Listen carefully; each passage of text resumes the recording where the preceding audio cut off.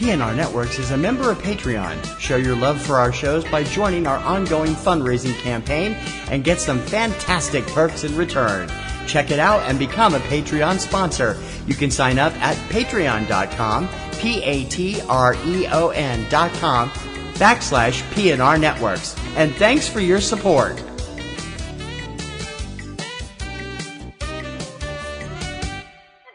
This podcast is a member of the Blueberry Network. Blueberry. No E's. That's Blueberry, BLUBRRY.com. Blueberry.com. This podcast is a proud member of the Lamb Podcasting Network. Find the network at largeassmovieblogs.com.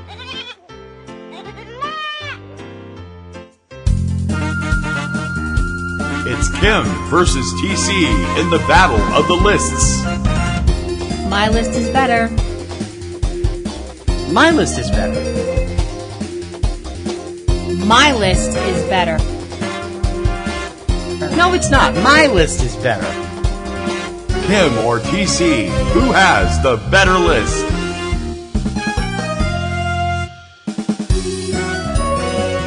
From Subject Cinema, this is Front Row 5 and 10 with Kim Brown and TC Kirkham.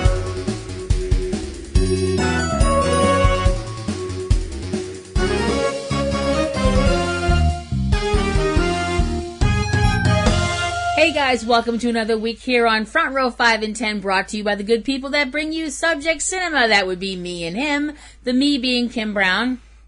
And the her being Kim Brown. I'm TC Kirkham.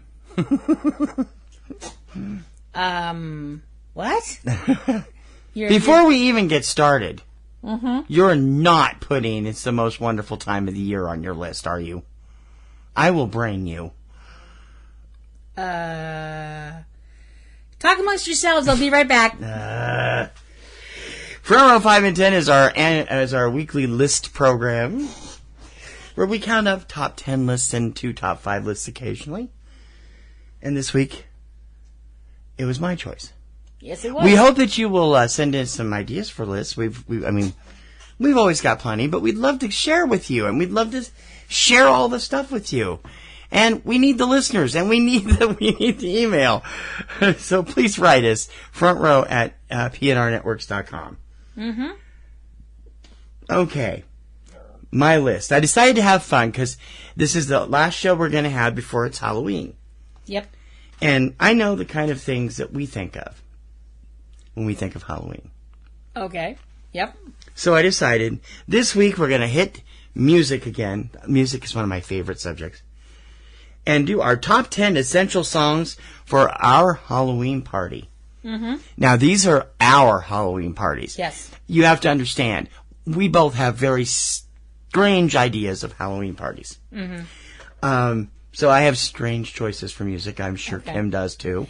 Yes, just for the record, because you had to be a grump about it, the most wonderful time of the year is not on my list, even though, in my opinion, Halloween is the most wonderful time of the year. Also, Carry On Wayward Son is not on my list either. Sorry to all my supernatural brothers and sisters out there, but I mean, that doesn't even make sense. It's an awesome song, and it probably makes us think of Halloween, but you know, not the rest of the world. And I'm trying to be a little more inclusive. And just for the record, there's a great cover of that song by Yngwie Malmsteen. If you've never heard it, you should look it up. Yeah. Okay. So, since you came up with the list, I get to go first. Yes, you do. Yes, I do. Let's get started with our top 10 essential songs for a Halloween party playlist. Yes. Now, the way I picked my list of songs was I was picking stuff, some of this stuff you can dance to. Well, one of them you can dance to. Well, no, a few of them you can dance to. One of them you can really dance to. I think we matched on that one. Actually, I think there's a couple of them. There's a few. We're going to match on a few Most of mine is a lot of, like, ambiance music. Yeah, so's mine. Yeah. Yeah. Yes, I know what ambiance means. I did go to college after all. Ambience. It's ambience. It's classy. Us? No, not by a long shot. My number 10 is, I mean, you can't have a Halloween list of anything and not have something from this guy on it. Okay. The problem was, I was like, what do I choose? What do I choose? What do I choose? Oh my gosh, oh my gosh, oh my gosh! My number 10 is Welcome to My Nightmare by Alice Cooper. Awesome song. It starts off very soft and whispery, and it just kind of builds and builds and builds. There were so many Alice Cooper songs I was thinking of. Poison, Feed My Frankenstein, He's Back, The Man Behind the Mask. So many different songs. He does so much awesome stuff, but I was like, that to me is Halloween. So my number 10, Welcome to My Nightmare, Alice Cooper. Oh, we're going to be so far away from each other on these lists. Hey! I'm thinking of my list as ambience also. But I'm thinking in background. I didn't really care if it was danceable. You just have have your friends over, put on the tunes, have some beer, put on a psycho video of some sort, just repeating, so not really watching anything. Chat, have popcorn and spider cakes and, all these different kinds of Halloween stuff. Now, my number 10 is a little weird for people out there. From you? Yeah. But it makes sense. Okay. Because even though it's originally from a Christmas special, it's more associated with a Halloween special because of the opening sequence. Okay. My number 10 is Linus and Lucy by Vince Guaraldi. Okay. It's featured originally in Charlie Brown Christmas, but it's the iconic opening of It's the Great Pumpkin, Charlie Brown, where Linus and Lucy are going off to get pumpkin, and Linus practically gives himself a hernia getting it back to the house, only to watch his sister stab it and take all the guts out and go, I didn't know you were going to kill it. Yep. All behind them is Vince Guaraldi's wonderful score. There's a great cover from the Happy Anniversary Charlie Brown album from 1991 by the wonderful jazz pianist David Benoit. Yes. And then one of the versions of that actually has the voices of Peanuts at the time doing voiceovers. Mm-hmm. There's also an amazing guitar version. Oh yeah, and Gary Hoey's version. Rock guitarist Gary Hoey. Gary Hoey does a great version amazing. too. But I picked the original, number 10, the Vince Guaraldi Trio, and Linus and Lucy. Okay. And they're going like, what? No, that's a terrific choice. That makes me think of Halloween. Mm-hmm. It does. That's a great choice.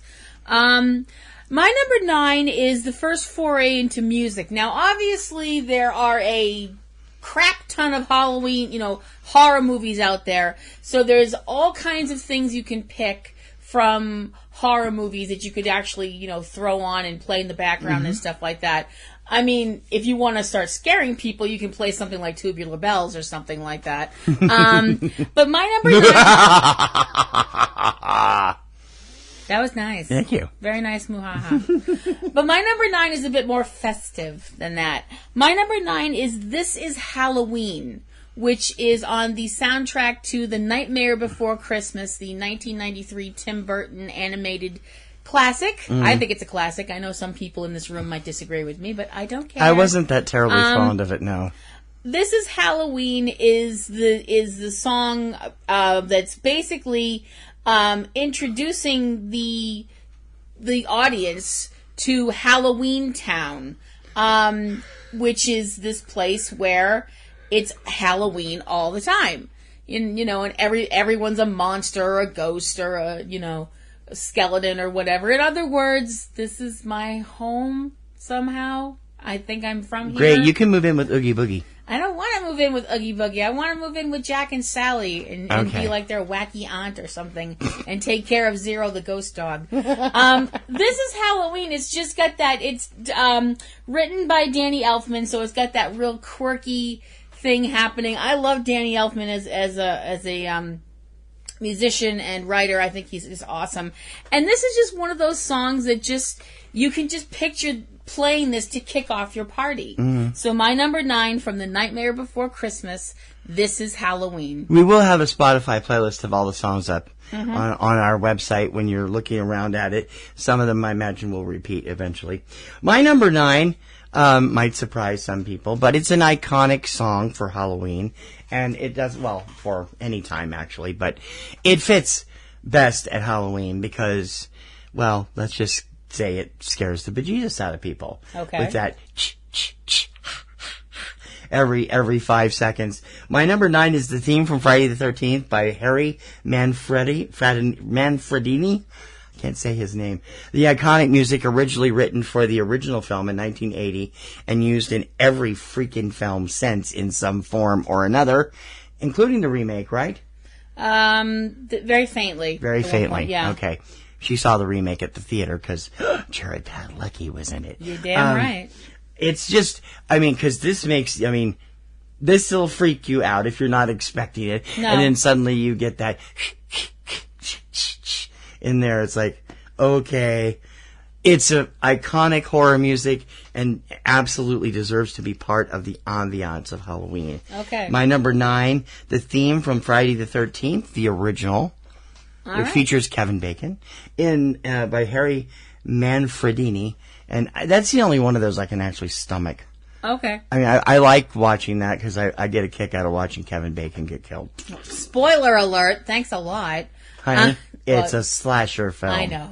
Okay. Number 9 on my list, my number 8 song might actually make some people go, what?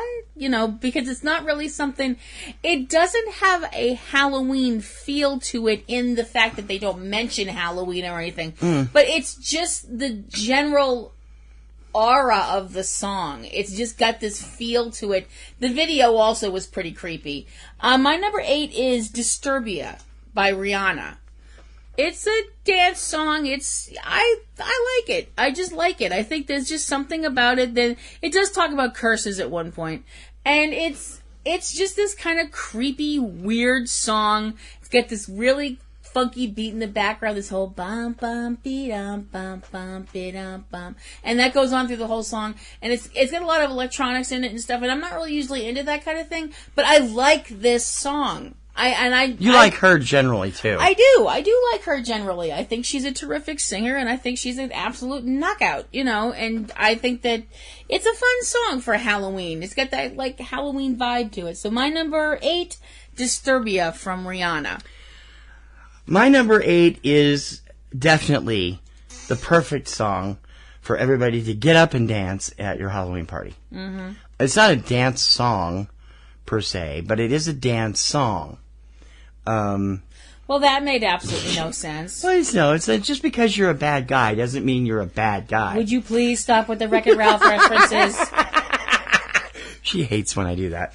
No, I don't hate when you do that. I don't have a problem with it. It's easy to have everybody get up, get in a line, hang out, look at each other, and then take a jump to the left with the Rocky Horror Picture Show soundtrack and Time Warp, number 8. That was my first exposure to that film. I never saw the film until the 1990s, but I listened to Dr. Demento as a regular when I was in high school in the 1970s, and he was always playing stuff from the Rocky Horror Picture Show. And Time Warp was my favorite. I can't say that I'm a fanatic about the film, but I've never seen the floor show, and I'd like to do that at least once. Mm-hmm. And I saw what they did of it in Perks of Being a Wallflower. Right. But I haven't ever actually seen anybody do it live. You've never been which to would be a fun. live floor You've been show. live, and you love that film. Yes, I do. And it's a lot of fun, and the Time Warp opens the film, and it's a great... almost opens. It's not the theme, but it opens when they get to the castle. It's after Damn It, Janet and all that, but it's the first scenes with the castle. And it's an iconic song. Even if you don't see the movie, even if you don't like the movie, chances are you like this song. And if you don't like the movie, I don't want to know you. Hey! Excuse me. Well, first time I saw it, I thought it was the dumbest piece of crap I've ever seen. It's grown on me. But, I like the music. And I like Sweet Transvestite, too. Yeah. But that was my favorite. Number 8, Time Warp by the cast of the Rocky Horror Picture Show. Okay. My number 7 is going to get an eye roll. I know it is. Eye roll. Because you are not overly fond of this artist. Mm-hmm. I don't care. Oh, Rebecca Black? No. I said artist, didn't I? Oh, well, yeah. I'm sorry. Oh my gosh, that was really, really bitchy. But accurate. She is an acquired taste, I will admit it. And I acquired it, and I'm not letting go because I am proud to call myself a little monster. Oh, boy. My number 7 is Monster from Lady Gaga. I can't roll my eyes because I don't know that song. Okay. Except it's Lady Gaga. I roll. It's from her album The Fame Monster, and it's just it's a really cool song. I think that it's really interesting because the song has a lot of it's got a lot of parallels with zombies. There's mentioning of eating brains and stuff like that. He ate my heart and then he ate my brain. So on and so forth. That's revolting. And the F-bomb gets dropped a couple of times, so I'm happy. I just think it's a really cool song. It's just there's this one bunch of lines where she's actually speaking at the beginning of the song, and she says, "Don't call me Gaga," and then she pauses. I've never seen one like that before, and I'm like, that's just so dirty. I love it. I just think it really fits. It fits a more adult Halloween party. It's just a little more. Well, we're talking adults. We are adults here. Right. We don't act like it, but we are adults here. It's sexy. It's sexy and scary, and Not if it says that. Ugh. I love it. I don't care. Proud to be a little monster. My number 7, Monster from Lady Gaga. Okay. I know. My fault. You have no taste. I have plenty of taste. I like Telephone. Yeah, that's true. I like it by Martinez, not by Lady Gaga, but I like it. Number 7 on my list is one of the classical pieces on my list. And I should have looked up, and I don't remember who wrote this piece. I should have looked it up. I didn't. But it's actually factors into the plot line of a play I did back in high school called The Clumsy Custard Horror Show, an Ice Cream Clone Review. If you've never heard of this play, you should check it out. It's kind of a stage version, a different version similar to Rocky Horror. It's very funny, and it's a comedy. It's a spoof. It's a spoof. Like the old cliffhanger. Yeah, it is, and it's very funny. And at one point,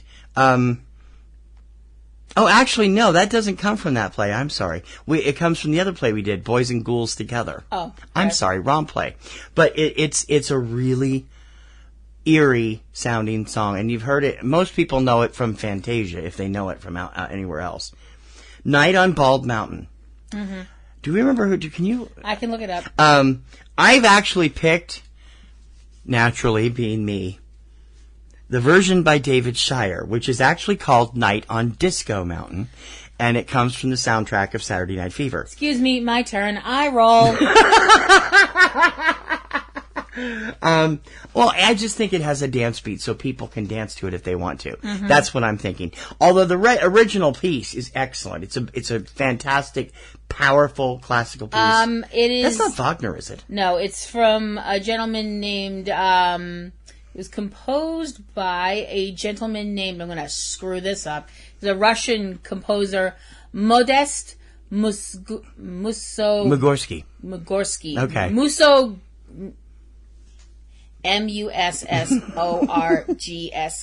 Musorsky. So I know. However you say that. I didn't know that was his. Apologies to that man's descendants. I really have always liked this piece, and we couldn't actually find a good recording of it when we did the play. We had to use some kind of weird, spooky Halloween music. But it was fun, and the song is great, and it's a classical piece. Everybody knows it. And like I said, it's best known probably from the Fantasia segment it's in. Mm-hmm. Number 7 on my list, Night on Disco Mountain, a dance version of Night on Bald Mountain by David Shire. Okay. Number 6 on my list is a definite rock classic. It's just one of those songs. If you have to play it at Halloween, you just have to, because it makes sense. Because if you played this like at Easter, people would give you really funny looks. My number 6 is Werewolves of London by Warren Zevon. Great song. It's just. It's weird. I mean, obviously a song about werewolves is going to be a little bit strange, but there's just something about this song that I just like. I just love the whole line toward the end about seeing a werewolf sipping a pina colada outside Trader Rick's, and his hair was perfect. I just love that. I don't know why that cracks me up so damn bad. It just does. It's Warren Zevon. The man wrote weird stuff. Yeah, I'm not particularly fond of that song, I gotta be honest. Oh, okay. I like it, but I'm not overly fond of it. I just love it. It's just one of those. I remember hearing that as a girl and being like, "This song is speaking to me," Of course you did. Yeah, because I was a weird little kid. So my number 6, Werewolves of London, Warren Zevon. The second of my classical trifecta here in the middle of my list. I have a particular list, a particular version of this song that I like. I mean, again, it's kind of this spooky, majestic, but spooky music. And it brings to mind, I don't know. To me, I know it's not supposed to. It's well, I don't know. Maybe it is supposed to. Well, you're supposed to invoke honey, a little bit of fear in you.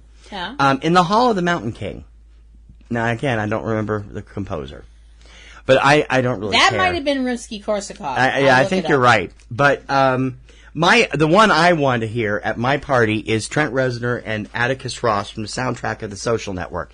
Love their cover of this. I especially love their cover of this because this is the music they use when the Winklevi... I'm sorry, it was Grieg, Edvard Grieg. Okay. This is the music they use when the Winklevi are doing their rowing contests in London and getting their ass handed to them.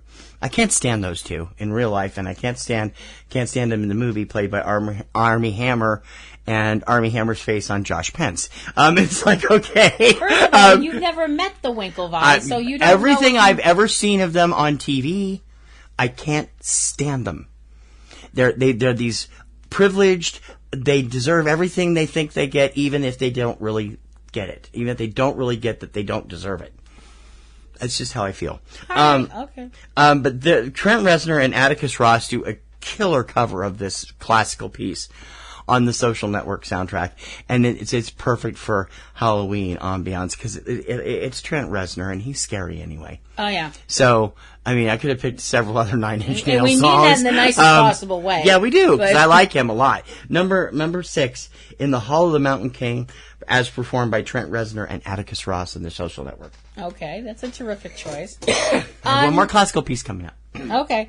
My number 5 is... It makes sense when you think about it, just from the title alone. Even if you don't know the song, you know the song. Trust Ow. me. Okay, that hurt. Sorry. My number 5 is Frankenstein by the Edgar Winter Band. Probably one of the best rock instrumental pieces out there, I'd say. It's just one of these awesome songs. The second you hear it, you know what it is. The second you hear that, the second you hear that, you know, oh man, Frankenstein's on, that's awesome. And it's just one of those songs you want playing in the background while you're sipping your blood punch and eating your, spider cookies made with real spiders. Ew. I didn't go there with mine. Yuck. I just think that it's an awesome song. I really think it's interesting how they actually got the name Frankenstein for the song, was the fact that the song itself was pieced together from a bunch of other pieces that they'd already recorded. So it was all stitched together like Frankenstein's monster. I'm like, I found that out and I was like, that's actually really friggin' clever. I like that. So it's just one of those songs. Everybody knows it. Even if you don't know, you know it, like I said. So my number 5, the Edgar Winter Band's Frankenstein. That's a good choice. I think it's actually Edgar Winter Group. Oh, you guys. Group. I'm sorry. It is Edgar Winter Group. I have to be honest. I totally forgot about that one, and that's a great choice. And you are right. It is technically the biggest rock instrumental of its type. It's the only one to hit number 1 on the pop chart. Oh. Of that nature. So it was a great song. And it was a hit all over again on hard rock radio when eCinemaOne came out. It was used in that film, and it was like great. Didn't somebody used to use that in ECW? Probably. I think it was 9/11, wasn't it? Everybody. ECW used all kinds of stuff. Yeah. My number 5 is my final classical piece, and it's a one of those things I think of when you think of funerals and stuff. It's like, it's not a dirge, but it's played kind of seriously. Toccata and Fugue by Tchaikovsky, I believe. I'm not sure. But, of course, being me, I had to pick the Vanessa Mae version, which is a dance version. It's terrific. I mean, I love this piece no matter who plays it. It's I think it was Bach. awesome. Was it Bach? I think. Well, there's so many different toccata and fugues out there. Yeah, I know. I mean, some of them use all the same different, but I'm talking about the one that was recorded by Vanessa Mae. And it was released on her first album, The Violin Player. You can get it on her Best Of album. And it is, the single version's on the Best Of album. The original album, which is out of print now, I think, had the 7-minute version, and it has the whole thing, and it's terrific. For those of you who don't know what that song is, I'll be surprised. Yeah. Yeah. I'd be surprised if there was any of you, to be honest with you. I mean, everybody knows it. It's a terrific song. Her version is a dance number, and of course she's a violinist, so it's played for violin. Terrific, great ambiance music for Halloween party. Okay. Number 5, Toccata and Fugue by Vanessa Mae. One of the lists we did a couple of months ago was one of yours again, talking about songs from the 70s that we remember that when we hear them we automatically think of the 70s. Screaming 70s Zonkers, our final show of last season. Yep. This is one of those songs that make me think of the 70s and also make me think of Halloween. Sometimes it makes me think of Halloween in the 70s, which is a long damn time ago. My number 4, Superstition by Stevie Wonder.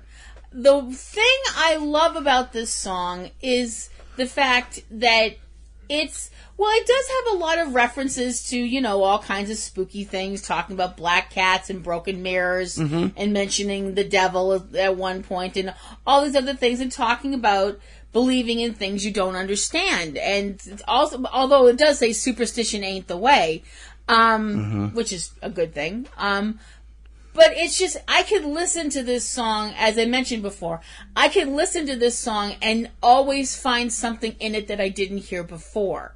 It's so layered, and there's so many layers to this song. And it's another one of these songs, you just hear the beginning of it, and you automatically know what it is, and you're like, right. You do. I just think it's one of the coolest songs ever. So my number 4, Superstition, Stevie Wonder. That's a good choice. I like that one. My number 4 is, we talked about Time Warp being a great song to dance to at number 8, but number 4 is the quintessential, absolutely must-have, necessary dance number for your Halloween party, because if you don't, Dracula is going to come over and get very angry, and so will Karloff and everybody else. Number 4, Bobby Boris Pickett and the Crypt Kickers, the Monster Mash. Everybody knows the Monster Mash. If you don't know the Monster Mash, maybe you should have a graveyard smash. It's like, okay. It's Bobby Pickett doing his impeccable Boris Karloff imitation.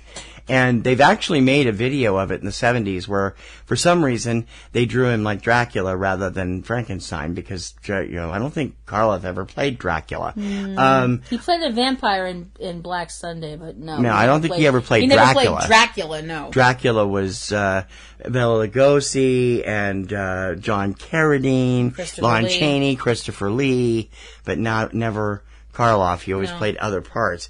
But the guy does an impeccable Karloff imitation, and it's just terrific. And everybody knows the Monster Mash because it's been around. It's been a hit. Over and over again, it's hit the chart. Its most recent chance hitting the chart was actually one of its bigger runs in 1973 when I was a kid. It hit the top 10 again. And then Casey Kasem was talking about it, and they think they jinxed it because ever since Casey talked about how it kept recharting, it hasn't charted again. Number 4, you've got to dance the Monster Mash. Okay. Bobby Boris Pickett and the Crypt Kickers. My number 3 is a song you've already mentioned, and to be perfectly honest, I'm aghast it was so low on your list. Well, I knew it would be high on yours. My number 3 is the Time Warp from the Rocky Horror Picture Show. I found out about Rocky Horror when I was in high school. I didn't actually get to... I'm going to take a nap. This is going to take a while. No, I never actually got to go to a show, see the Rocky Horror at a midnight show until I was in college, because there was no freaking way my parents were going to let me go out, after come stumbling in at like 3 a.m. back when I was in high school. That was not happening.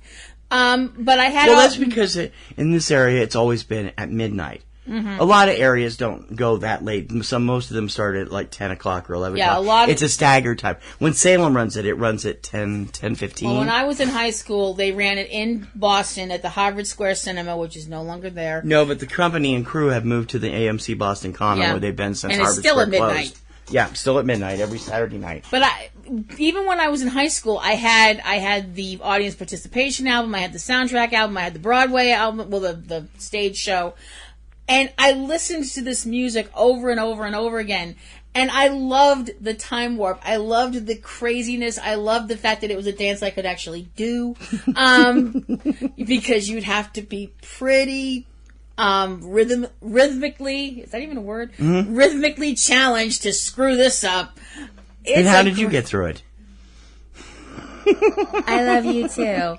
She's always saying she can't dance, which is wrong. I can't dance. You can dance. You're a good dancer. Anybody? You mentioned Fantasia earlier. Remember the hippos in Fantasia doing the ballet with the crocodiles? Stop it. I'm not the crocodile. Honestly. But I love the freedom in the time warp. I love the fact that it's just this completely bat guano insane song with this totally weird dance. And it's always so much fun to watch somebody else watching people dance it for the first time. Because the look on their face is always, what the frog am I watching? And by the end of the song, they're dancing along. It's contagious. So my number 3, the time warp from the Rocky Horror Picture Show. See, I knew that was going to be on your list. I'm surprised that's all we've matched on so far. My number 3 goes back to iconic horror music. And I don't think there is more iconic horror music except possibly Bernard Herrmann's Psycho theme, which I left off because it's too short. Mm-hmm. Really. I wanted something that for ambiance, and I wanted to pick something that would be memorable, and everyone associates this song with Halloween because it's from Halloween. My number 3, theme from Halloween by John Carpenter. Iconic music. I just saw Halloween for the first time 2 years ago. Mm-hmm. We went to the theater when Fathom Events ran it, and I was actually surprised that it was a damn good film. I'd never seen it, and I don't like slasher films generally. And I admit it's mostly because I'm a wuss. I don't like slasher films the way Christopher Kimball doesn't like hot stuff. Mm-hmm. You don't come off like that big of a priss. I hope not. I just don't care for them. Sorry, Chris, love you. Don't ever They change. give me terrible nightmares from time to time. But Halloween was actually really good if you can get past a couple of the young actors who really couldn't act. But there was some terrific... I mean, Carpenter's score is brilliant, and his direction is brilliant. Donald Pleasance is terrific, and Jamie Lee Curtis became a star because of that film, and a lot of it had to do with the incredible music in the movie, especially the main theme. The theme from Halloween, number 3 on my list. Okay. Number 2 on my list is yet another dance song. But I will be perfectly honest and say that I couldn't dance to this song if you paid me other than doing one move. That one. You want to describe that? Because people can't see you. It's an audio podcast. The whole swinging back and forth with your arms up in a scary claw thing. That's about it. Mm-hmm. Everything else, if I tried it, I'd probably break my knee, bust my coccyx, tweak my spine. Your coccyx? My number 2... Michael Jackson's Thriller. My number 2 is Michael Jackson's Thriller. Yay, we match! I would put this on here because it's a great song anyway and perfect for Halloween. But we both put it on here because of Vincent Price. Yes, Let's be honest. Yes, we did. Yes, we did. I am an enormous Vincent Price fan. His whole speech... I wouldn't call it a rap. I mean, I don't, it's not really. No, I think it is. It's more of a hip hop style rap almost because it's that iambic pentameter almost the way it's rapped, and It's Vincent Price's only appearance on the top 40 pop chart, I believe. It's just so...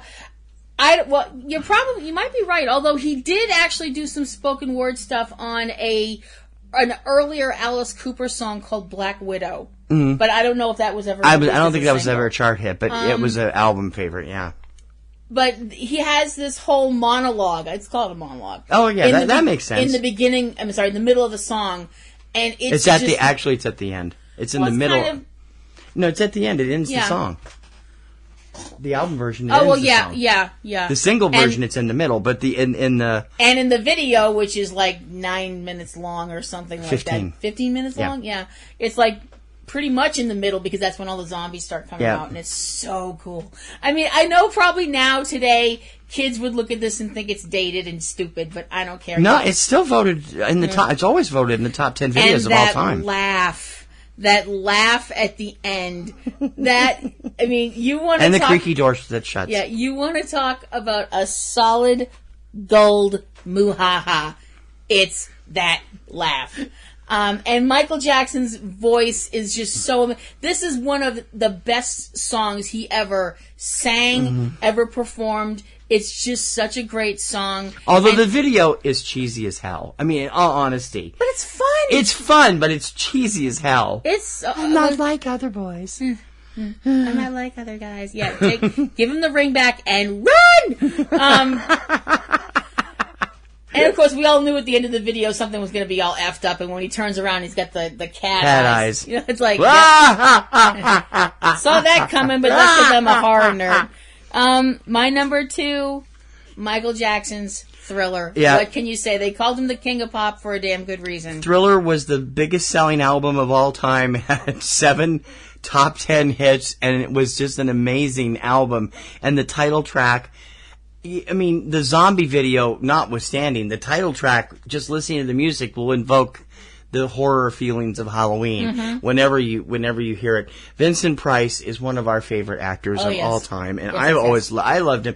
I think that was another thing you were surprised about, is how big of a favorite he was of mine, too. Yes, I was, actually, because you don't really do horror movies. No, but I loved him. I grew up watching the talk shows all the time, and he was a regular on the talk show circuit, and the stories he used to tell were hilarious. You look at I keep going back to the video for this, and you look at the dancing, just that one big zombie dancing number, and it's like, yeah, it's amazing. It was iconic for its time. Iconic. Number 2 on my list, also Michael Jackson's Thriller. Okay, and now number 1. Yes, number 1 on my list is actually a song you've already mentioned. Oh, really? Because I'm sorry, and I know some people will be like, "Are you serious? You know, it's so cheesy, it's so dated, blah blah blah."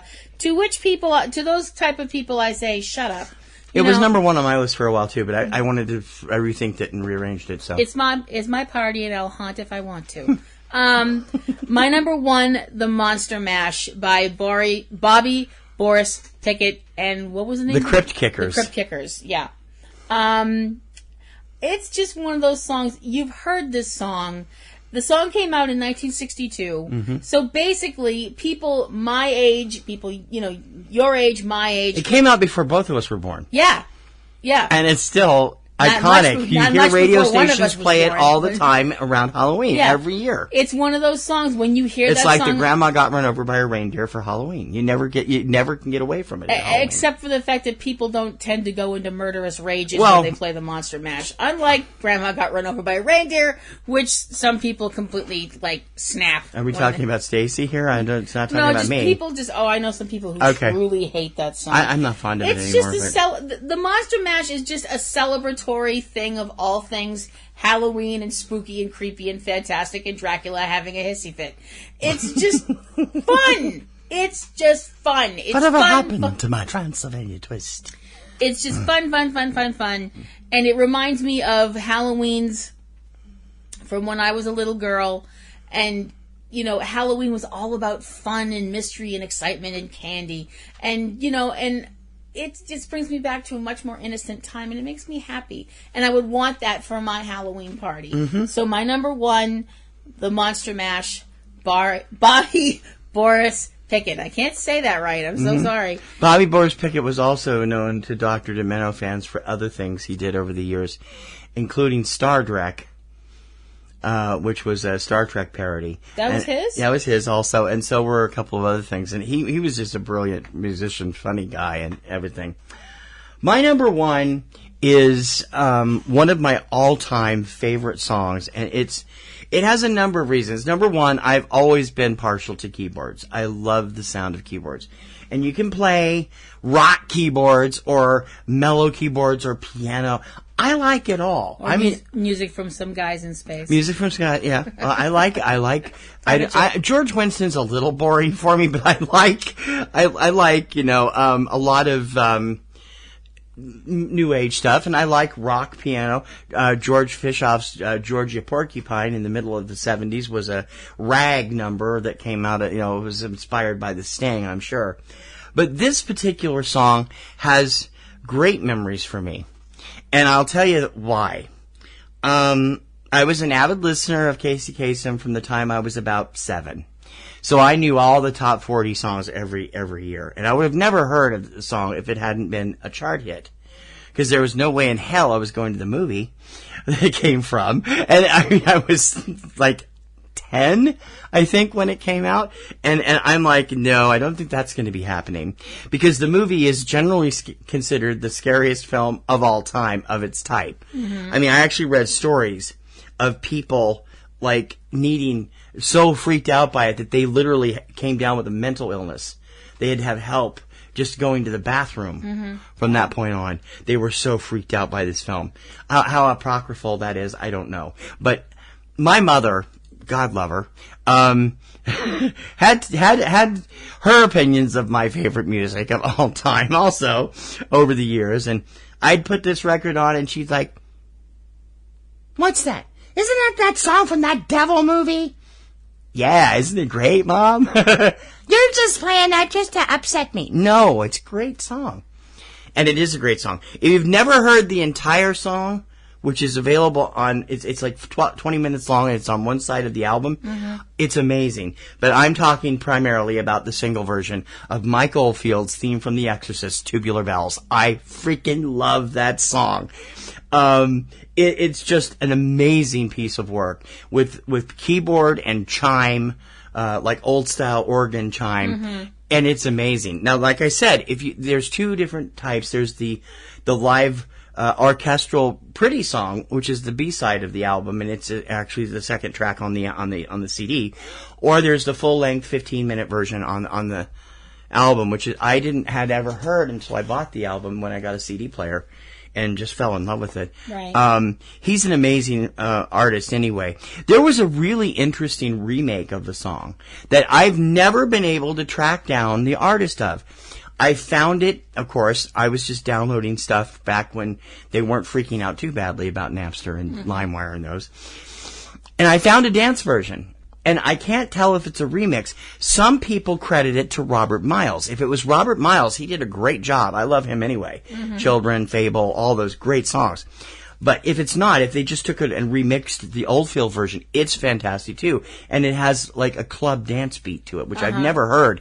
And it was phenomenal too. But I'm talking the original when I name it on the top of my Halloween party must-haves, because it's not only is it a great song, it's creepy as hell. It brings out kind of a really creepy vibe. Like you said earlier, it's a very creepy song. It is. And it is, but it's also really melodic when you listen to it. It is. I mean, it's got a really amazing beat to it. And it does have this the thing about that song is the fact that I would think that, if I was playing that at a party, I could just picture people stand around and talking. And then suddenly the people would stop talking and turn and look. See if there's a little girl whose head's turning at 360 degrees laying on the couch or something. I think you'd hear the conversation start tapering off, and you'd have everybody kind of looking around and looking at each other nervously until the song's over, and then it would all pick up again. The Exorcist is now a hit television series for Fox. I don't know how they pulled that off. I just couldn't figure out how they were going to do it, but it's become a big hit. Number 1, Tubular Bells by Mike Oldfield. All right. So going over our lists again from 10 to 1, my list goes thusly. Welcome to My Nightmare, Alice Cooper. This is Halloween, the Nightmare Before Christmas soundtrack. Disturbia, Rihanna. Monster, Lady Gaga. Number 6, Werewolves of London, Warren Zevon. Number 5, Frankenstein, Edgar Winter Group. Number 4, Superstition, Stevie Wonder. Number 3, The Time Warp from the Rocky Horror Picture Show. Number 2, Thriller with Michael Jackson, sung by Michael Jackson, rapped by Vincent Price. And number 1 on my list, The Monster Mash, Bobby Boris Pickett. There, And I the got it Crypt right. Kickers. And the Crypt Kickers. My top Well, 10 to 1. Number 10, Linus and Lucy by Vince Guaraldi. Number 9, the theme from Friday the 13th, Harry Manfredini. Number 8, The Time Warp from the Rocky Horror Picture Show. Number 7, Night on Disco Mountain from David Shire from the Saturday Night Fever soundtrack. Number 6, In the Hall of the Mountain King, version by Trent Reznor and Atticus Ross from the Social Network soundtrack. Number 5, Toccata and Fugue, Vanessa Mae version. Number 4, The Monster Mash, Bobby Boris Pickett and the Crypt Kickers. Number 3, the theme from Halloween by John Carpenter. Number 2, Thriller, Michael Jackson, narration and monologue by Vincent Price. And number 1, Mike Oldfield and the theme from The Exorcist, Tubular Bells. All right. Woohoo! That's an awesome list. I think that came out really well. I do too, and we really didn't match too much there. Not, we not only as had much a couple. as I thought we were going to, Because no. we both went different directions. You went more rock, I went more classical with my and soundtrack stuff. So I had a feeling that's what was going to happen with this. That's why I thought it would be an interesting list. We hope you thought it was an interesting list as well. Yep. And we'd love to do your list for our show. So please write to us. Tell us what you think of the show. Give us your list ideas. If we use your list ideas, you get credit in the show notes. You get credit on the show, and you get a prize. You can't beat that. I mean, granted, it might not be that big of a prize, but we'll still send you a prize. Yeah, you'll still get a prize. Please write to us, frontrow@PNRNetworks.com. Your pick. Yes. My pick. Oh, Lord, and I'm scared. This is going to be an interesting one because this is going to involve... It's going to be a little bit more detail-oriented, but we'll see where we go. My top 10 for next week is the top 10 why did you do that scenes from movies. These are moments in a movie where you're sitting there and you literally, part of your brain just went, why did you do that? Whether it's a line that somebody said or didn't say, the fact that somebody went through door number 1 instead of door number 2, whatever it is, that moment that made you go, I demand a rewind right now and a do-over. So next week is the top 10 why did you do that moments in movies. Oh, God. You really know how to absolutely make it freaking impossible for me to come up with the top 10, don't you? Why did you do that? I don't know. I'll really have to think about that one. Okay. All right. Why did you do that, moments? Yep. Anyway, we have other stuff out there we hope you'll check out. Subject Cinema every Sunday mostly every Sunday evening. Around 7, 8 o'clock, movie reviews, ongoing movie news, and all kinds of crazy movie talk, plus our usual sense of humor. We have one more Halloween show to do, this week with, we were supposed to do 5, and we ended up missing last week because Kim was really sick on Sunday, and so we didn't do it. But this coming week, I would have Dr. Moreau of the films we're looking at. We'll also have another Mystery Science Theater 3000 horror film special, Screaming Skull, and more horror hosts and all that stuff. And it's Sunday. On Subject Cinema. We also have a couple of weekly shows that you may want to check out. They usually take about 5 to 10 minutes to listen to. 3-Minute Weekend every Friday gives you a rundown on all the films, both wide and limited releases, hitting theaters. While on Tuesday Digidex, also with yours truly, gives you a list of the films coming out on home video and also as applicable on Netflix and Amazon Prime. We hope you'll check those out at the eCinemaOne website at eCinemaOne.com. And my own show, Catastrophe Vortex, is back. It's supposed to be every 2 weeks. I missed a week this last week, but it's back up. Brand new show just yesterday, and we hope you'll check it out. If you like disaster movies, hey, I love them, and hopefully you do too. And I actually talked about the Geostorm controversy on this week's show, so go over and check it out at catastrophevortex.com. Okay. And what about you? My show is also back for the season, Platinum Roses Garden. I'm sorry I wasn't able to do a show last week because I wasn't feeling well. So I will be doing a double-header show this weekend. I will be reviewing the episodes for last week's episode of Supernatural, The Rising Sun, along with this week's episode of Supernatural, Patience. So hopefully you guys will Are we going to get to hear Axl Rose? No, I wish. Oh, I wish. So hopefully you guys will come check out my show at PlatinumRosesGarden.com. And don't forget our other shows, Cavebabble with Eric and Valerie Lyon at Cavebabble.com. Movies, games, TV, odd things to eat, and more from their wonderful Missouri point of view at Cavebabble.com. And although it's going off the air for the season, it will be back with new episodes in January, but that's not going to stop you from picking up Comic Grotto with Aunt B and Pee Wee. They got tons of great stuff up now, and Anthony's going to be blogging, also continuing to blog, even though they're going to the show is done for the season, and it'll be back in January with new shows, and we hope that you will check it out at comicgrotto.com. Mm-hmm. I think that's all. It actually didn't have to be because I just broke my glasses. Well, I have more pairs in the house, thankfully. But it's going to be a lot of fun next week. For her, I'm going to be honest. This is going to be gut wrenching for me. I have no idea what to go with here. So I'll have to really start thinking about it. But until then,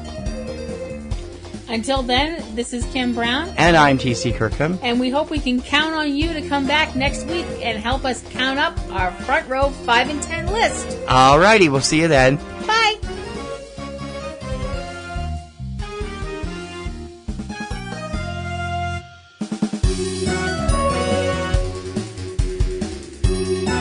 You've been listening to Front Row 5 and 10 with Kim Brown and T.C. Kirkham.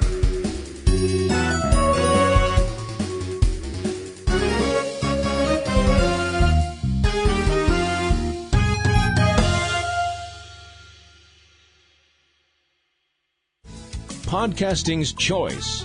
From coast to coast, continent to continent, right here 24/7. PNR.